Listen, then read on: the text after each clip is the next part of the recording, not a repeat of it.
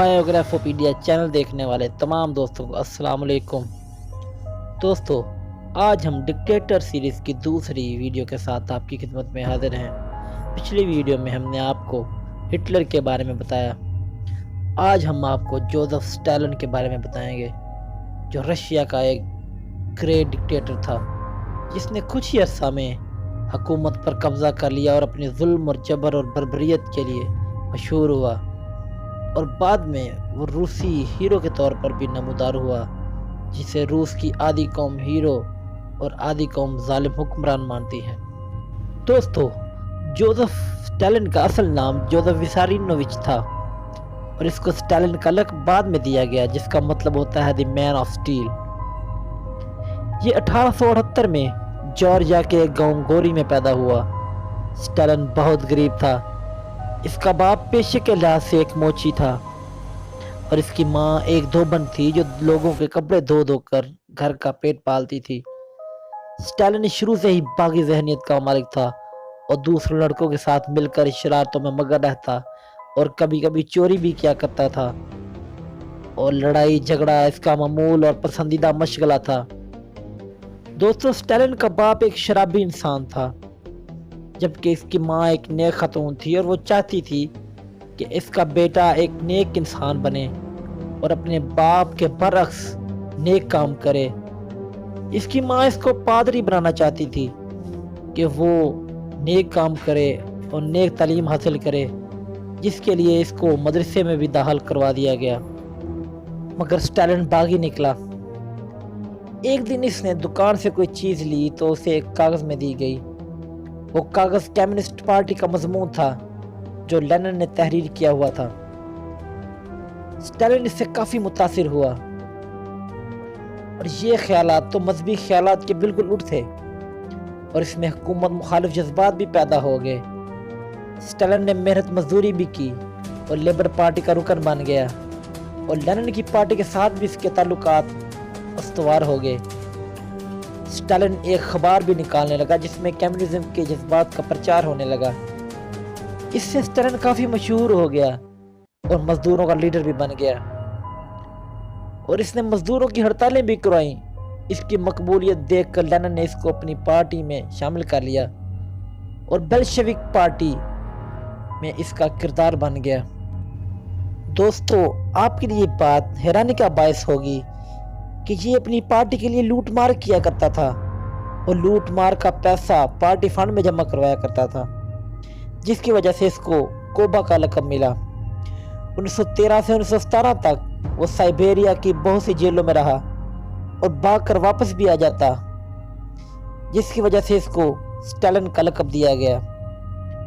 1912 में जब बेल्शेविक पार्टी ने अपनी अलग पार्टी की बुनियाद रखी, तो स्टालिन का एक नाम हो गया था। 1917 के इनकलाब के बाद लेनिन की पार्टी जब हुकूमत में आई, तो स्टालिन को पार्टी का जनरल सेक्रेटरी बना दिया गया। स्टालिन का तर्ज अमल बहुत आमराना था। स्टालिन से लेनिन भी आहिस्ता आहिस्ता मुतनफ़र हो गया और उसके खिलाफ हो गया, और स्टालिन को हटाने के लिए पार्टी की लीडरशिप को एक ख़त भी लिखा, मगर स्टालिन ने वो ख़त दबा लिया और आगे ना जाने दिया।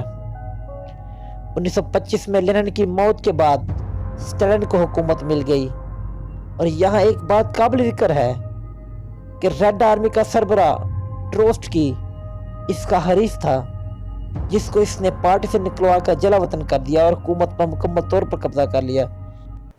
1926 में इसका इक़्तिदार बहुत मजबूत हो गया, तो इसने किसानों की ज़मीनों को नेशनलाइज करने का फैसला कर लिया, तो किसान इसके खिलाफ हो गए।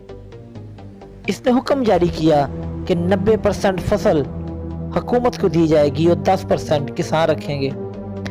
किसानों ने बगावत कर दी। इसने गुस्से में 30 लाख किसानों को मरवा दिया और कुछ को जेल भिजवा दिया।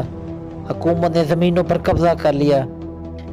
1930 से 1933 तक 60 लाख लोग भूख से मर गए, और रूस शदीद किस्म के कहत का शिकार रहा, और गरीबों का कोई पुरसान हाल न था। लाखों किसानों ने शहरों की तरफ नकल मकानी शुरू कर दी, اور زراعت چھوڑ دی۔ دوستو اس کے بعد اس نے اپنے تمام مخالفین کو قتل کرنا شروع کر دیا، جس میں پارٹی لیڈرز، فوجی جنرلز اور بھی بہت سارے لوگ شامل تھے۔ اس کے علاوہ اس نے تقریباً 2 کروڑ لوگوں کو سربیا کے مشقتی کیمپوں میں قید کر دیا، جن میں سے آدھے سے زیادہ کبھی واپس نہ آ سکے۔ اس کے علاوہ اس نے چچنیا اور انگوش ریاست کو مکمل طور پر قبضہ میں لے لیا اور اس کے تمام لوگوں کو گرفتار کر لیا اور کمزوروں اور بزرگوں کو فوراً ہی گولی مار کے قتل کر دیا۔ یہ 1944 کی بات ہے، اور جو باقی بچے ان تمام کو جلا وطن کر دیا۔ دوستو اسٹالن پر کل ملا کر تقریباً 2 کروڑ لوگوں کے قتل کا الزام ہے، جو اس وقت ہٹلر کے بعد سب سے زیادہ تھا۔ اس نے ملک کو مکمل طور پر کنٹرول کر لیا تھا، اور جو بھی اس کے خلاف جاتا اس کو فوراً قتل کر دیا جاتا، اور اس کے خلاف میڈیا اور دیگر اداروں کو بولنے کی جرات تک نہیں۔ اس نے ہٹلر کے ساتھ جنگ عظیم 2 میں معاہدہ بھی کیا، اور یہ دونوں کے فائدے میں بھی تھا، مگر بعد میں جرمنی نے چپکے سے روس پر حملہ کر دیا تو یہ بالکل ڈر گیا اور اپنے حواس کھو بیٹھا اور کئی دن پریشان رہا، اور پھر اس نے ریڈیو پر خطاب کر کے عوام سے مدد کی اپیل کی اور مختلف قسم کی تقاریر کرنے لگا۔ تقریباً 1.5 کروڑ روسی عوام کے قتل کے بعد جرمنی سے اسٹالن نے فتح حاصل کی، اور کئی روز کی لڑائی کے بعد برلن پر قبضہ کر لیا۔